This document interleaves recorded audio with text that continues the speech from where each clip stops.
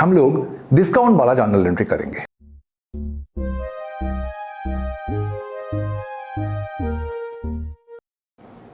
Welcome students to your own YouTube channel commerce with ease with me Subrata सरकार।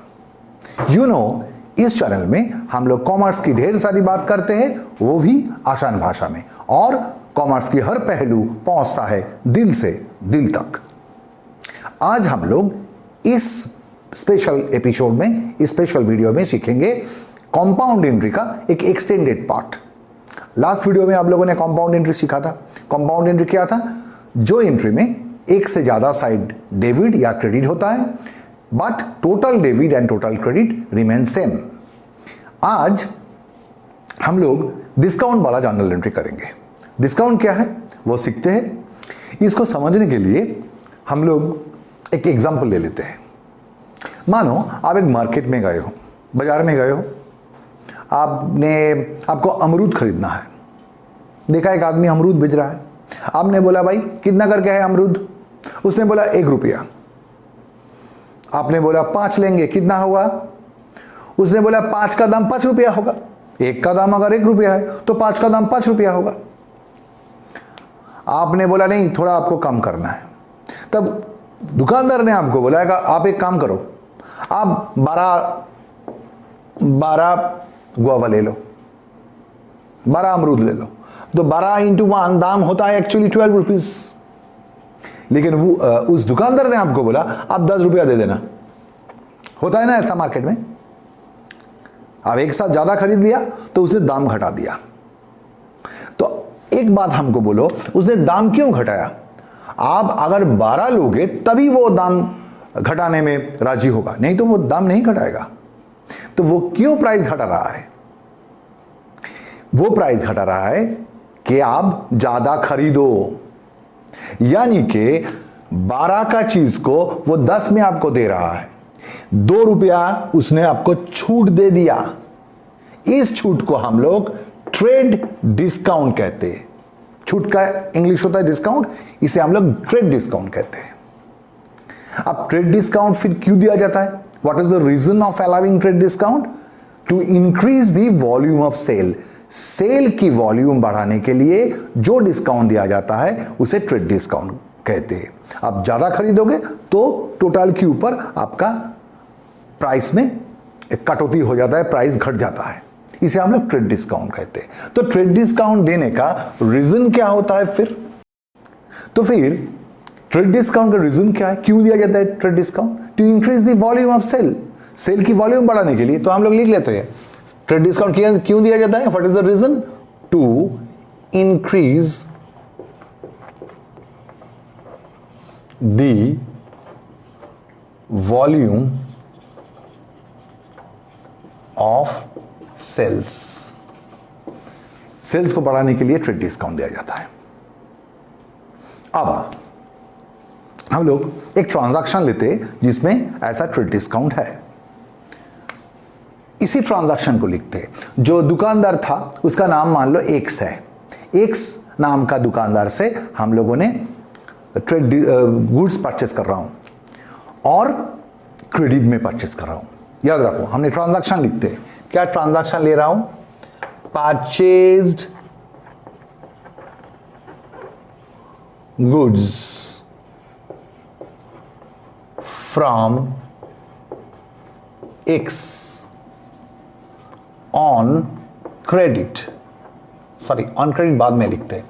From x ₹12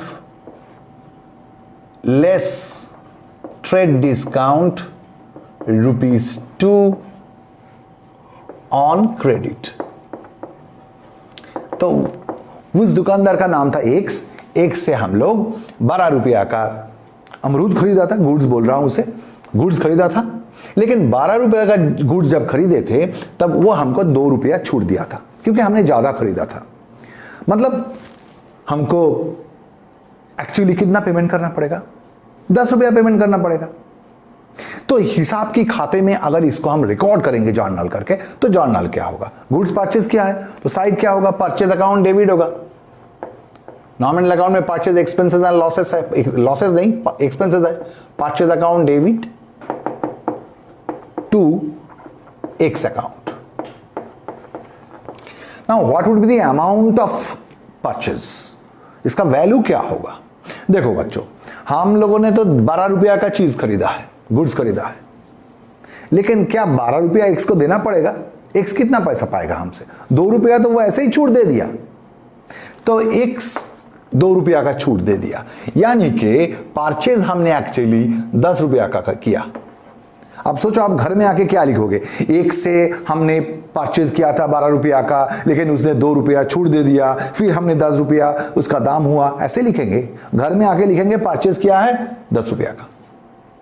यानी क्या सीखा हम लोगों ने?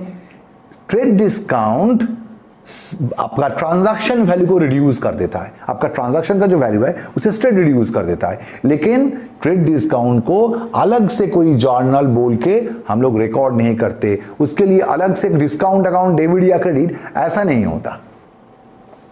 तो ट्रेड डिस्काउंट अलग से रिकॉर्ड नहीं होता, ट्रेड डिस्काउंट सिर्फ आपका वैल्यू ऑफ ट्रांजैक्शन को घटा देता है। तो नेक्स्ट एग्जांपल में हम लोग आते हैं, इसी को हम लोग एक्सटेंड करते हैं। तो हमने तो एक से क्रेडिट में परचेस कर लिया था, मतलब एक मेरा कौन बन गया?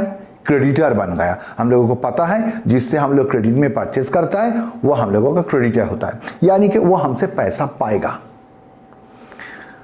हमने एक्स को बोला था भाई एक काम करना, आफ्टर 7 डेज मेरे घर में आ जाना और आके पैसा लेके जाना। एक्स को मेरा घर पता है, वो हमसे 7 दिन बाद आएगा और पैसा लेके जाएगा। 3 दिन हुआ नहीं, एक्स मेरा घर पहुंच गया, जगह बोला भाई मेरा पैसा दे दो। मैंने बोला क्यों? आपके साथ मेरा क्या एग्रीमेंट हुआ था कि 7 दिन बाद हम पैसा देंगे, लेकिन आज 2 दिन 3 दिन हुआ नहीं, आपने आ गया। एक्स बोला हाँ मेरा बहुत जरूरत है पैसा का, अभी दे दो। मैंने बोला नहीं देंगे, आप 7 दिन बाद आओ, जैसे बात हुआ था आपके साथ वैसे ही आओ, हम पैसा दे देंगे। एक्स तब हमको बोला कि एक काम करो, 10 रुपया तो मैं तुमसे पाता हूं, एक्स हमको बोला। मैंने बोला हाँ। एक्स बोला अब एक काम करो, आज पैसा दे दो, हम 1 रुपया और छोड़ देंगे। यानी कि अगर आज मैं पैसा दे दूं एक्स को, तो एक्स को 10 रुपया देना नहीं पड़ेगा, एक्स को 9 रुपया दे देंगे और 9 रुपीज देने से ही काम सेटलमेंट हो जाएगा, काम तमाम सेटलमेंट हो जाएगा। फुल सेटलमेंट कहते हैं इसे। एक के साथ मेरा ट्रांजैक्शन खत्म हो जाएगा, यानी एक्स हमको फिर 1 रुपया छूट दे रहा है।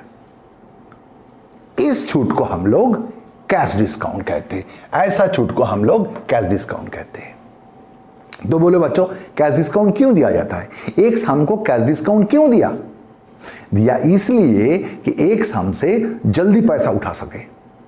तो कैश डिस्काउंट का रीजन क्या है? टू रेज, पैसा उठाने के लिए, टू रेज ड्यूज, जो भी ड्यूज है, जो सेलर था उसका जो भी ड्यूज है, टू रेज ड्यूज प्रॉम्प्टली। मतलब एक तो सेलर था, उसका ड्यू था मेरे पास, वो हमसे पैसा पाएगा, वो पैसा जल्दी जल्दी उठाने के लिए हमको जो छूट देता है उसे कैश डिस्काउंट कहते हैं। दोनों डिस्काउंट में फर्क क्या है? कैश डिस्काउंट दिया जाता है प्रॉम्प्टली पेमेंट उठाने के लिए, जल्दी पैसा उठाने के लिए, और ट्रेड डिस्काउंट दिया जाता है सेल वॉल्यूम बढ़ाने के लिए।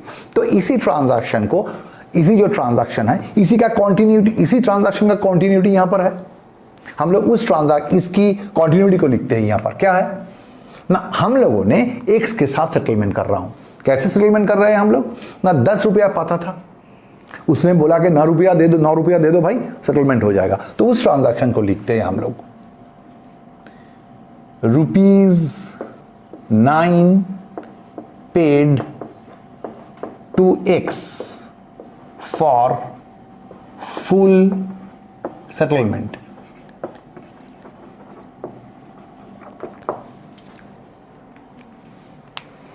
₹9 paid to X for full settlement. X हमसे कितना पाता है? 10%। हमने कितना पेमेंट दे रहा हूं? 9 रुपया। लेकिन यहां पर क्या हो गया? फुल सेटलमेंट हो गया, मतलब एक्स हमसे और कितना पैसा पाएगा? कितना पाएगा एक्स? कुछ नहीं पाएगा। एक्स तो मेरे साथ पूरा हिसाब बराबर करके गया कि भाई आपने 9 रुपया दे दिया, भाई मेरा और कुछ ड्यूज बाकी नहीं है। तो इसका जर्नल एंट्री क्या करेंगे? आसान है, एक्स को तो पैसा हमसे मिल रहा है, तो एक्स पर्सनल अकाउंट में रिसीवर हो रहा है, तो एक्स अकाउंट डेबिट होगा। आईएससी सीबीएसई वाले एक्सेस अकाउंट लिखेगा, एक्स अकाउंट डेबिट। यहां पर भी फिर आईएससी सीबीएसई वालों के लिए एक्सेस अकाउंट होगा, एक्सेस अकाउंट डेबिट टू। हम लोगों ने कैसे पेमेंट कर दिया ना, थ्रू कैश पेमेंट कर दिया, तो कैश अकाउंट क्रेडिट होगा। अब कैश कितना पेमेंट दिया? अब देखो हमने तो 9 रुपया पेमेंट दिया, तो यहां पर 9 रुपया लिखेंगे, और एक्स को भी हमने डेबिट कर देंगे 9 रुपया से। सही किया मैंने? क्या लगता है? नहीं, सही नहीं है। क्यों नहीं है? क्योंकि एक्स मेरा क्रेडिटर हो गया था 10 रुपया का। अगर हमने यहां पर एक्स को 9 रुपया से डेबिट करेंगे, उसका मतलब क्या होगा पता है? उसका मतलब एक्स 1 रुपया और हमसे पाएगा, यानी फुल सेटलमेंट नहीं हुआ। एक्स के पास ड्यू कितना था मेरा? 10 रुपया। एक्स ने बोला कि 10 रुपया पूरा सेटलमेंट हो जाएगा अगर आप अभी के अभी 9 रुपया दे दोगे। तो मैंने क्या किया? अभी के अभी 9 रुपया दे दिया। तो क्या हुआ? एक्स को क्या बोलेंगे? एक्स तुम हमसे और कुछ नहीं पाओगे। तो एक्स नाम का रिसीवर जो था, अभी जो पैसा मिल रहा है, उसको बेनिफिट एक्चुअली 10 रुपया का मिला, क्योंकि उसी ने ही तो बोला कि हम 1 रुपया छोड़ देते हैं भाई। अब ये जो छूट हमको मिला एक्स से, ये मेरा क्या है? इनकम है। ये जो डिस्काउंट हमको मिला, ये मेरा इनकम है। नॉमिनल अकाउंट में इनकम एंड गेन्स क्या होता है? क्रेडिट होता है। तो ये जो डिस्काउंट हमको मिल गया, इसको हम लोग इनकम है इसलिए क्रेडिट करेंगे। और जो इनकम मेरा जो डिस्काउंट मेरा इनकम होता है, उस डिस्काउंट को हम लोग रिसीव्ड कहते हैं, डिस्काउंट रिसीव्ड। अब सोच के देखो, नॉमिनल अकाउंट में डिस्काउंट रिसीव्ड क्या है? इनकम एंड गेन्स क्या होता है? नॉमिनल अकाउंट में इनकम एंड गेन्स क्रेडिट होता है। तो डिस्काउंट रिसीव नॉमिनल अकाउंट में एक इनकम हुआ, तो इसको क्रेडिट करेंगे। मतलब जर्नल एंट्री क्या हुआ? एक्स अकाउंट डेबिट 10, मेरे से कैश गया 9 टका, और डिस्काउंट हमको 1 रुपया मिल गया। इसे हम लोग कैश डिस्काउंट कहते हैं। तो दोनों में फर्क क्या देखा हम लोगों ने? ट्रेड डिस्काउंट के लिए कोई सेपरेट जर्नल एंट्री नहीं होता, बट कैश डिस्काउंट के लिए आपको सेपरेट जर्नल करके रिकॉर्ड करना पड़ता है। कैश डिस्काउंट के लिए you have to pass journal entry. तो बच्चों हम लोगों ने फिर क्या देखा? ट्रेड डिस्काउंट के लिए no separate entry is needed for trade discount and it will only reduce the value of transaction. ये सिर्फ ट्रांजैक्शन का वैल्यू रिडक्शन कर देता है। लेकिन कैश डिस्काउंट के लिए हम लोगों ने क्या देखा? सेपरेट जर्नल एंट्रीज नीडेड, जैसे यहां पर लिया गया था। और कैश डिस्काउंट को रिकॉर्ड करने के लिए सेपरेट जर्नल एंट्री लिया जाएगा। और हमने क्या लिखा देखो? कैश डिस्काउंट्स लिखा। मतलब कैश डिस्काउंट्स 2 तरीका का हो सकता है, ये प्लूरल आइडिया है। यहां पर तो हम लोगों ने डिस्काउंट रिसीव किया था। अब एक्स की तरफ से सोच के देखो, एक्स लेकिन डिस्काउंट दिया था, छूट दिया था, मेरे पास तो ये इनकम था। एक्स की तरफ से सोच के देखो, एक्स का एक्सपेंसेस था, एक्स ने छूट दिया था, उसे हम लोग डिस्काउंट अलाउड कहते हैं। हम लोग दूसरा एग्जांपल्स लेते हैं और उसमें डिस्काउंट रिसीव्ड और डिस्काउंट अलाउड, कैश डिस्काउंट का 2 पहलू होता है, एक डिस्काउंट रिसीव और एक डिस्काउंट अलाउड। दोनों की एग्जांपल से फिर देखते हैं। तो बच्चों हम लोगों ने एग्जांपल लिया है, आपको कैश डिस्काउंट ट्रेड डिस्काउंट का एप्लीकेशन सिखाना है। कैसे करेंगे? पहला एंट्री, परचेज गुड्स फ्रॉम राजा। राजा से हम लोग 1000 का गुड्स परचेज किया है और राजा ने हमको ट्रेड डिस्काउंट अलाउ किया 10%। मतलब 1000 का गुड्स का वैल्यू था, एक साथ बहुत ज्यादा माल खरीद लिया, तो राजा हमको बोला कि 10% ऐसे ही छूट दे देते हैं।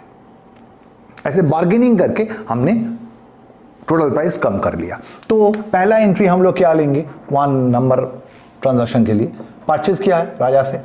और देखो ये क्रेडिट ट्रांजैक्शन है, पार्टी का नाम दिया है, इन कैश नहीं लिखा है। परचेज अकाउंट डेबिट टू, जिससे परचेज किया है, to Raja account. ISC CBSE Raja's account लिखेगा, राजाज अकाउंट। कितना का गुड्स परचेज हुआ है? देखो बच्चों 1000 का वैल्यू का एक्चुअल गुड्स था, लेकिन आपने एक साथ ज्यादा माल खरीद लिया, तो राजा ने हमको 10% ट्रेड डिस्काउंट दे दिया है। तो ट्रेड डिस्काउंट क्या करेगा? ट्रांजैक्शन वैल्यू को रिड्यूस कर देगा। तो ट्रांजैक्शन वैल्यू 1000 से 10% घट जाएगा, यानी कि 100 घट जाएगा। तो ये ट्रांजैक्शन हो जाएगा आपका, सॉरी ये 1000 नहीं 10,000 ले लो इसे, तब ठीक होगा। यस, इसको 10,000 ले लो, परचेज गुड्स फ्रॉम राजा 10,000। तो 10,000 का गुड्स था और राजा ने क्या किया, 10,000 के ऊपर 10% डिस्काउंट दे दिया, यानी 1000 डिस्काउंट दे दिया आपको। तो आपने एक्चुअली 9,000 का गुड्स परचेज किया राजा से। राजा को कितना पैसा देना पड़ेगा, राजा मेरा क्रेडिटर बन गया, क्रेडिट में माल परचेज किया, राजा को कितना पैसा देंगे हम लोग, 9,000 देंगे। 10,000 का गुड्स था, बार्गेनिंग करके 1000 दाम घटा लिया, क्योंकि ज्यादा माल खरीदा। तो राजा सेल बढ़ाने का चक्कर में हमको 1000 का ट्रेड डिस्काउंट दे दिया। और आप लोगों को पता है कि ट्रेड डिस्काउंट अलग से जर्नल करके नहीं रिकॉर्ड किया जाता है, ट्रांजैक्शन वैल्यू को रिड्यूस कर दिया जाता है। तो 10,000 का गुड्स को हम लोगों ने 9,000 में खरीद लिया। नेक्स्ट 2 तारीख को क्या हुआ, गुड्स रिटर्न टू राजा। हमने परचेज करने का बाद हम लोगों ने देखा कि 2000 का माल ज़्यादा आ गया, यानी नहीं तो मानो कि जो क्वालिटी का गुड्स हमने मांगा था वैसा गुड्स नहीं है, तो 2000 का गुड्स हमने वापस कर दिया। तो रिटर्न किया है, इसे क्या कहते हैं, परचेज रिटर्न कहते हैं। अब इसे परचेज रिटर्न ना बोल के आप इसे क्या कहते हैं, उसे रिटर्न आउटवर्ड भी कह सकते हो। आपने परचेज करके लाया था, अब वापस दे रहे हो, रिटर्न आउटवर्ड भी कह सकते हो। हम परचेज रिटर्न ही लिखते हैं। हम परचेज रिटर्न होने से क्या होता है, यहां पर गुड्स और राजा के पास जा रहा है, तो राजा रिसीवर हो जाएगा, तो राजा अकाउंट डेबिट होगा, राजा अकाउंट डेबिट होगा। फिर कितना का गुड्स वापस दिया, 2000 का। और 2 परचेज रिटर्न, परचेज का उल्टा है परचेज रिटर्न। परचेज डेबिट होता है तो परचेज रिटर्न क्रेडिट होगा। तो परचेज रिटर्न अकाउंट कितना है, 2000। इतना का गुड्स हम लोगों ने वापस दे दिया। तो देखो बच्चों, राजा हमसे कितना पैसा पाता था, एक्चुअली 9,000 पाता था राजा। मेरा क्रेडिट था 9,000 का, 2,000 का गुड्स हमने वापस दे दिया। तो राजा हमसे और कितना पाएगा फिर, 9,000 पता था, 2,000 वापस दिया, तो और 2,000 घट गया, यानी कि 7,000 राजा हमसे पाता है। 3 तारीख को क्या किया हम लोगों ने, चेक पेड टू राजा, राजा को 3,000 का चेक दे दिया। तो 3 तारीख का एंट्री क्या होगा, राजा पर्सनल अकाउंट में रिसीवर है, तो यहां पर ISC CBSE वाला राजाज लिखेगा, राजा ISC CBSE वालों के लिए Raja's account debit to cheque दिया, तो बैंक लिखेंगे। चेक पेमेंट करने का मतलब बैंक से पैसा जाना, कितना पैसा गया, 3,000। तो नेक्स्ट एंट्री होता है चेक पेड टू राजा, 3,000 चला गया। Last cash paid to Raja for full settlement ₹3,500। इसका मतलब क्या है, एक बात देख लेते हैं। राजा से हमने परचेज किया था एक्चुअली 9,000 का, तो राजा मेरा क्रेडिटर था पहले 9,000 का, 2,000 का गुड्स मैंने वापस दे दिया, तो राजा का ड्यूज कम हो गया था। 7,000 राजा एक्चुअली हमसे पाएगा अब, लेकिन यहां पर 3,000 राजा को दे दिया ऑलरेडी, तो राजा का ड्यू कितना है, एक्चुअली 4,000 ड्यू है। राजा हमसे और कितना पाएगा, 4,000। लेकिन हम लोगों ने क्या लिखा, राजा के साथ सेटलमेंट कर रहा हूं, हम लोग राजा को पेमेंट दे रहा हूं, राजा तो हमसे 4,000 पाएगा और इस 4,000 पेमेंट देने गया। तो राजा का जल्दीबाजी था, उसने बोला कि भाई जल्दी जल्दी मेरा पैसा दे दो, 500 टका और छोड़ देंगे।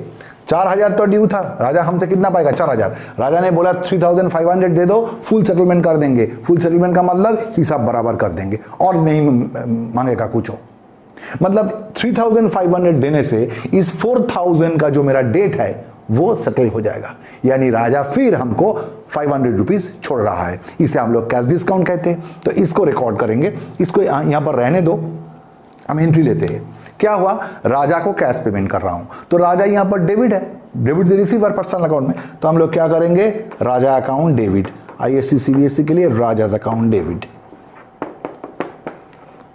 राजा अकाउंट डेबिट। कितना अमाउंट बाद में लिखते हैं, कितना पेमेंट दिया राजा को, कैश से पेमेंट दिया, तो टू कैश अकाउंट, कैश से कितना पेमेंट दिया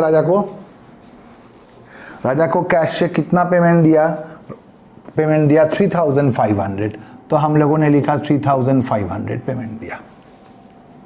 अब सोच के देखो बच्चों, राजा हमसे एक्चुअली कितना पैसा पाएगा? 4000 पाएगा। तो राजा इस ट्रांजैक्शन के बाद हमसे कितना पाएगा? कुछ नहीं पाएगा इस ट्रांजैक्शन के बाद। 3500 देके हमने 4000 का क्लेम सेटल कर दिया, तो राजा को हम लोग डेबिट करेंगे, मिटा देंगे पूरा के पूरा 4000 से। राजा हमसे और कुछ नहीं पाएगा। 4000 का क्लेम पूरा के पूरा सेटल कर दिया हम लोगों ने 3500 देके। वही तो उन लोगों के, राजा के साथ मेरा सेटलमेंट तो वही हुआ है। तो हमने देखा राजा पाता है 4000, दिया मैंने 3500, राजा हमको 500 टाका छूट दे दिया, कैश डिस्काउंट दे दिया। तो मेरी तरफ से सोचो, हमको डिस्काउंट रिसीव्ड हो रहा है 500 taka, ₹500 is my discount received. I am receiving discount, और डिस्काउंट रिसीव होगा तो ये क्या होगा? It would be your income, और it is nominal account, because income तो नॉमिनल अकाउंट होता है। तो नॉमिनल अकाउंट में इनकम होने से क्या होता है? क्रेडिट होता है। तो discount received to discount received account credit हो जाएगा 500 से। इसका नरेशन होगा being cash paid for final settlement, और ऐसे भी लिख सकते हो being cash paid to Raja for full settlement. ऐसे भी लिख सकते हो being cash paid and discount received for full settlement, right? तो ये तो एक तरीका का एंट्री हुआ, यानी कि परचेज वाला एंट्री हुआ। अब सेल अगर करेंगे और उसमें कैश डिस्काउंट रहेगा तो कैसा होगा, एक एग्जांपल देख लेंगे। तो बच्चा नेक्स्ट एग्जांपल में आ जाते हैं हम लोग। Sold goods to Rani, we are the accountant of a business, और वो बिजनेस क्या कर रहा है?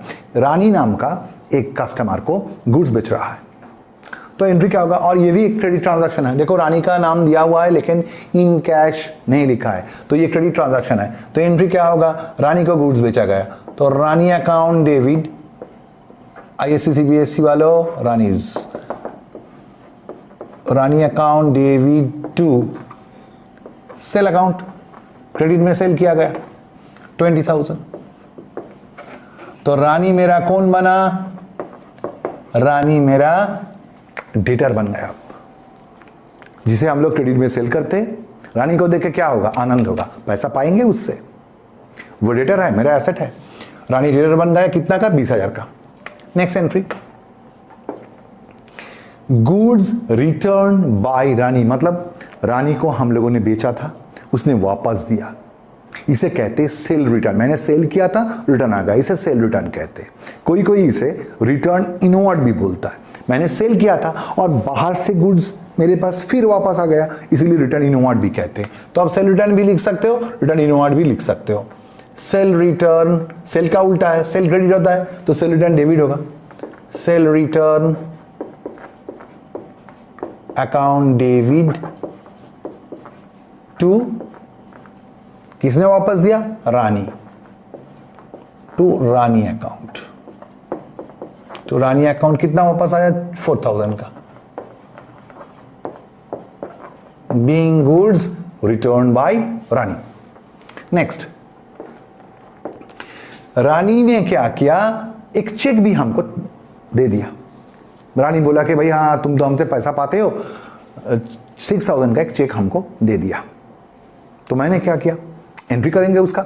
अब एक बात है, जब आपको चेक मिलता है, अगर सवाल में कुछ नहीं बोलेगा तो आपको पता है कि चेक आपको बैंक में जमा करना पड़ता है, तब वो कैश में कन्वर्ट हो सकता है। तो चेक को जनरली हम लोग क्या करते? बैंक में जमा कर देते, बैंक में जो बिजनेस का खाता है उस खाते में डाल देते हैं। तो चेक पाएंगे मतलब बैंक बढ़ेगा मेरा। तो ये चेक वाला ट्रांजैक्शन समझने के लिए आपको कैश बुक तक वेट करना पड़ेगा। जब कैश बुक करेंगे तो चेक का ट्रांजैक्शन बहुत आसानी से हम लोग सीख जाएंगे। चेक मिला तो बैंक में डालेंगे, बैंक बढ़ गया, बैंक अकाउंट डेबिट कितना का चेक पाया? 6000 का। और किससे पाया? रानी से पाया। Rani credit the giver to Rani account 6000। फिर क्या हुआ? देखो बच्चों, रानी को हमने सेल किया था 20,000 का, तो रानी मेरा डिटर हुआ था 20,000, रानी से हम 20,000 टका ड्यू था, ₹20,000 was due from Rani. Now Rani ने क्या किया था, हमको 4,000 का गुड्स वापस दे दिया, तो 4,000 रुपये का गुड्स हम मेरे पास वापस आ गया। तो ऊपर वो पैसा तो रानी नहीं देगा, गुड्स ही वापस दे दिया, तो रानी से कितना ड्यू है, रानी से कितना मिलेगा, 16,000। रानी ने यहां पर 6,000 ऑलरेडी हम लोगों को दे दिया। तो रानी से एक्चुअली मेरा ड्यू क्या है, रानी से ड्यू है एक्चुअली 10,000। 20,000 का गुड्स सेल किया था, 4,000 का गुड्स वापस दे दिया और 6,000 चेक दे दिया। तो रानी से एक्चुअल ड्यू कितना है, रानी से एक्चुअल ड्यू है आपका 10,000 ड्यू है। तो इतना पैसा आप रानी से क्लेम करेंगे हम लोग कि रानी भाई हमको 10,000 दे दो। लेकिन रानी के साथ मेरा सेटलमेंट क्या हुआ, मेरा जल्दी था, मैंने बोला रानी आप हमको 9,000 दे दो, 10,000 का हिसाब बराबर हो जाएगा। यानी कि 1,000 मैंने रानी को छोड़ दिया, यहां पर बोला जल्दी जल्दी फटाफट पैसा दे दो, 1,000 छोड़ देंगे। रानी राजी हो गई, रानी राजी हो गई और हमको 9,000 दे दिया। तो मैंने क्या पाया, कैश पाया। कैश रियल अकाउंट में व्हाट कम्स इन डेबिट होगा, मेरे को कैश मिला, कैश अकाउंट डेबिट। कितना कैश पाया, 9,000। किससे पाया, रानी से। Rani credit the giver to Rani account. कितना पाया, अब कितना पाया, पाया तो 9,000।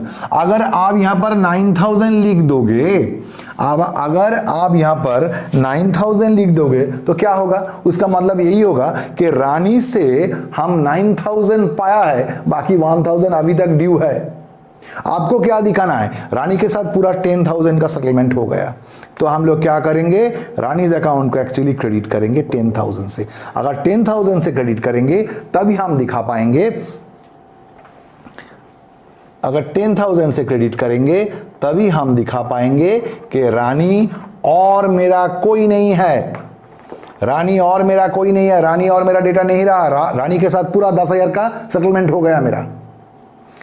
इधर अगर 9,000 लिखते तो क्या होता, तो यही मतलब होता कि रानी से 10,000 ड्यू है, वो 9,000 दिया है, बाकी 1,000 और मिलेगा। लेकिन रानी से तो और कुछ नहीं मिलेगा, रानी के साथ तो मेरा पूरा सेटलमेंट हो गया 9,000 में। 1,000 तो मैंने छोड़ दिया, मैंने डिस्काउंट दे दिया, यहां पर छूट दे दिया रानी को। तो मैंने अगर छूट दिया तो ये क्या है, ये भी डिस्काउंट है, लेकिन ऐसा डिस्काउंट को हम लोग डिस्काउंट अलाउड कहते हैं। ये हम लोगों के पास एक्सपेंसेस है। नॉमिनल अकाउंट में एक्सपेंसेस क्या होता है, डेबिट होता है। Discount allowed, nominal account, expenses. तो हम लोग क्या करेंगे, डिस्काउंट अलाउड अकाउंट को डेबिट कर देंगे। कितना का डिस्काउंट, 1,000 का। 10,000 रानी से ड्यू था, 9,000 रानी दिया, मैंने बोला 1,000 छोड़ दिया। अब जल्दी जल्दी पैसा दे दियो, इसलिए 1,000 छोड़ दिया। तो यहां पर डिस्काउंट अलाउड 1,000 हो गया। जर्नल एंट्री हुआ, नरेशन क्या होगा, नरेशन होगा being cash received 9,000 and discount allowed 1,000 for full settlement from Rani. Cash discount को रिकॉर्ड करने का कुछ टेक्निक है, ट्रिक्स है। वो क्या है, देखो बहुत केयरफुली अब ऑब्जर्व करो। कैश और बैंक जब आप जर्नल कर रहे हो, उसमें कैश और बैंक डेबिट हो रहा है या क्रेडिट हो रहा है। अगर कैश और बैंक डेबिट होगा और उसके साथ कैश डिस्काउंट आ रहा है तो डिस्काउंट भी डेबिट होगा, और वैसा डिस्काउंट को हम लोग डिस्काउंट अलाउड कहेंगे। और अगर जर्नल एंट्री करने का समय आपने पैसा पेमेंट किया तो कैश और बैंक क्रेडिट हो रहा है और उसके साथ कैश डिस्काउंट है, तो डिस्काउंट भी क्रेडिट होगा, और उस डिस्काउंट को हम लोग डिस्काउंट रिसीव कहेंगे। मतलब कैश और बैंक डेबिट होगा तो डिस्काउंट डेबिट होगा, उसे वो डिस्काउंट अलाउड है, और कैश और बैंक क्रेडिट होगा तो वो डिस्काउंट रिसीव्ड है और वो भी क्रेडिट होगा। तो इसका प्रैक्टिस बहुत सारा करना है, घर में प्रैक्टिस करो। लेकिन यही कॉन्सेप्शन के ऊपर सवाल होता है, आप दिमाग में ये रखते हुए सवाल करोगे, सही हो जाएगा। और इसका प्रैक्टिस, ऐसा एंट्रीज का प्रैक्टिस हम लोग कैश बुक में जरूर करेंगे, तब आपका पूरा आसान लगेगा। इसके बाद हम लोग जर्नल छोड़ के जाएंगे। लेकिन जर्नल में एक पार्ट आईएससी सीबीएसई वालों को करना पड़ता है, वो है जीएसटी का application, goods and service tax का एप्लीकेशन, लेकिन वो हम थोड़ा बाद में करेंगे। अभी हम लोग लेजर में चला जाएंगे, उसके बाद ट्रायल बैलेंस करके फिर हम लोग जर्नल में एक क्लास के लिए वापस आएंगे, वहाँ पर जीएसटी का एप्लीकेशन देखेंगे और जितना भी कठिन ट्रांजैक्शंस होता है जर्नल का उसका सॉल्व कर लेंगे। तो बच्चों चलते हैं, जाते जाते एक बात, अगर अच्छा लगे तो शेयर करना, लाइक करना, सब्सक्राइब करना चैनल को, और फ्यूचर नोटिफिकेशन के लिए बेल आइकन को दबा देना। खुश रहना, take care, stay safe, bye bye, जय हिंद।